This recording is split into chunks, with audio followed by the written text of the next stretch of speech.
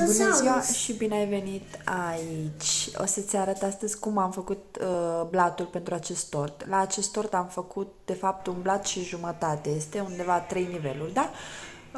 Și am pus cremă. Astăzi o să-ți arăt cum faci unul din blaturi. Tu poți să faci două blaturi și să pui cremă între ele, sau poți să faci două blaturi și să le tai în două părți fiecare. Dar eu am făcut, pentru că am făcut două torturi, am făcut trei blaturi, după care le-am tăiat. Bun. Aici am adăugat 5 ouă cu 6 linguri de zahăr. Dacă ai ouă de la țară care sunt mai micuțe, pune și 6 ouă. Bine? Batem 5 ouă cu 6 linguri de zahăr, nu vă zgârciți la bătut, undeva la 5 minute să fie, da? Să amestecați 5 minute cu telul.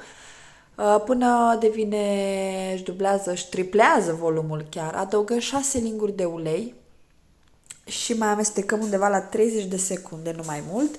Adăugăm și 6 linguri de apă, o să merge pe principiul 6-6-6, o să vedeți. 6 linguri de apă, după care mai amestecăm puțin, adăugăm 6 linguri de lapte, amestecăm tot așa 30 de secunde, punem și vanilie, da? După care o să punem și 6 linguri de făină. La făină o să punem 6 linguri abundente, da? Să nu fie cum am pus la cele lichide. Să fie 6 linguri rase, pline, pline, da? De făină. Amestecăm cu 10 grame de praf de copt. După care o să punem și 2 linguri de cacao, tot la fel, bine pline, lingurile acestea de cacao și amestecăm.